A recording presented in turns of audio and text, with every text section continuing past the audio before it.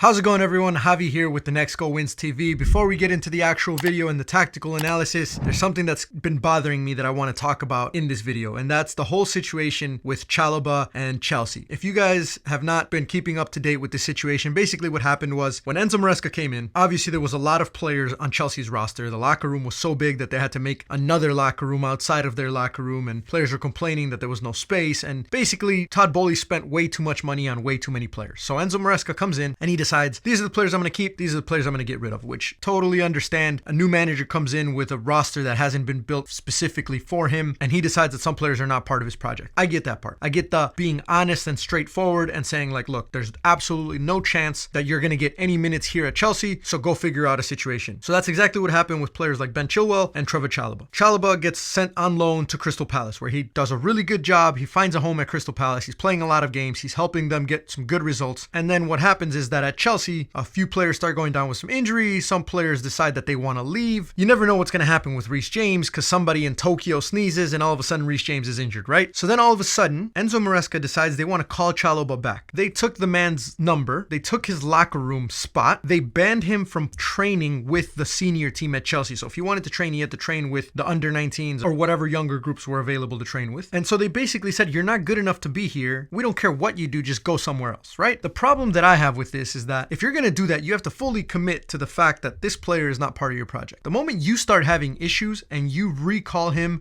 from a really good spell that he was having at Crystal Palace, his confidence was up, he found a home of people who actually were invested in him, it's really shitty, and there's no better word to describe it, to do that to someone. The part that really upset me the most about all of this is that after they recall him back to the Chelsea squad, I wake up to transfer news and transfer rumors that Chelsea is willing to sell Chalobah. The only reason that they can make money from him and from a sale involving him is because of what he's doing at Crystal Palace and because Crystal Palace gave him a chance. So not only are you recalling the player, but now you're telling other teams that you're also willing to sell him after you're calling him to come back and help you. That's the part that really upsets me about Chelsea and Enzo Maresca. And it also happened really similarly with Ben Chilwell. Ben Chilwell gets told, there's no spot on the team for you. You're out of the project. He decides not to go on loan, not to get sold. He stays within Chelsea's books, and eventually at some point, because they froze him out long enough, but they're still paying the guy, and he's not playing anywhere, Enzo Maresca says, okay, you know what? He can start training with us and we'll see how it goes. And then all of a sudden, he's like, Ben Chilwell is a Chelsea player. He's one of us. So Ben Chilwell goes back to Chelsea, is part of the team again, and then all of a sudden, once again, Enzo Maresca says he's no longer part of the project. Sorry for Ben Chilwell. He's got to go somewhere else. This is a huge problem that I have. I don't know. Am I missing something? Is there something big here that I've missed? Because I think the way that Chelsea is treating some of their players is also a reason why they're not getting the best results that they could possibly be getting with this very talented squad. And I'll explain that here in this tactical analysis, but I just wanted to get that off my chest because that was something I've been holding in for a while with this whole Chalobah and Chelsea situation. But let's get into the actual tactical analysis, and then you guys can let me know in the comment section down below what you guys think. So let's start with Chelsea's build-up play, because I think Maresca has taught them really well as far as how can they get the ball up the pitch quickly and to their most dangerous players. Chelsea has a few different options in the build-up. The first one is to find Moises Caicedo centrally, and this typically only works if teams try and high press or if they're caught sleeping in the middle. But if they are, they'll find him in the middle, and he's so good at playing that little pivot role that Chelsea basically leave him by himself without any help. I think they also do this as a decoy to go through the other options, since they know that the central areas are always going to be marked tightly. And if they can't find Caicedo, they use the movement of players like Dewsbury Hall or whoever's supposedly in the center of the pitch besides Dewsbury Hall and Cole Palmer. Dewsbury Hall will push higher and sometimes in a wider area just to bounce the ball and make a move centrally so that the passing lane straight to Madueke or Neto on the other side is open. That way they can get the ball straight to the forwards from the center backs without having to go through the middle. And sometimes they even do this with Cucurella as well, since he pushes up when Chelsea build, and so he starts in a wide position but then comes inside and allows the passing lane for Neto to open up. But those movements specifically from Dewsbury Hall and Cucurella are really well trained for Chelsea to go around Wolves. The way I think though that they really try and break teams like Wolves is to find Cole Palmer in the middle in those central areas where he likes to float around. And even though teams cover centrally and try to prevent Chelsea from finding Palmer, I can tell that the center backs are always looking for him, and he knows exactly when to stay up a little bit higher or when to pop in and try and get the ball. And obviously, if I were Chelsea, this is the best way to create opportunities because of Palmer's ability to create chances. He's also one of those players that tries to go forward quickly and can find some really dangerous balls for the forwards to run into. And if those spaces close down when he receives, he just pops it back out wide for Neto or Madueke again, and then Chelsea start preparing for the cross. And I think we should take a moment to talk about Cole Palmer's influence in this Chelsea team. I think Chelsea's problem is that they rely on him way too much. The games that he goes goes missing or he doesn't have a good performance, Chelsea don't have a good performance. And I'm about to go on another rant because it bothers me so much. Chelsea are by far the most exciting, boring team that I've ever seen. And what I mean by that is that when you look at them on paper, they have a lot of really dangerous attacking players. You got Cole Palmer, Madueke, Jackson, Pedro Neto, Joao Felix, Enzo Fernandez, Jadon Sancho, all somehow on the same team. So I expect some seriously entertaining attacking football. And this is where it all goes back to how I started this video. Chelsea has a serious lack of urgency when they play. It's almost like they don't care if the clock runs out and the game ends in a draw. For the ease that they get the ball up the field and the players that they have that can finish, they have some seriously lackluster performances. And I think it's because they aren't really willing to go the extra mile or run through a brick wall for Enzo Maresca. When you get treated like a product, a service, a good that can be bought and sold, you don't have the same intensity that I think teams like Arsenal, City, and Liverpool have. Arsenal players want to win for Arteta, City players want to win for Pep. Every Liverpool player is fully invested in Arne Slot's philosophy. I just don't see the same with Chelsea. And that's how I think they allow a lot of teams to stay in the game. They have the capability of finishing games off, but obviously you guys have seen their last few games. Draw against Bournemouth, draw against Palace, losses against Ipswich, Fulham, and then a draw at Everton. And so with those results, back to the Wolves game, they allow Wolves to get back into the game with some counterattacks and creating set pieces that ultimately leads to the goal and a huge mistake from Robert Sanchez. And I think it's partly also because they have maybe too many attacking players who don't want to defend. They have the same issue as Real Madrid or PSG, where if you put too many attacking-minded players on the pitch together, you're going to suffer defensively. And this is disappointing because you spent $1 billion,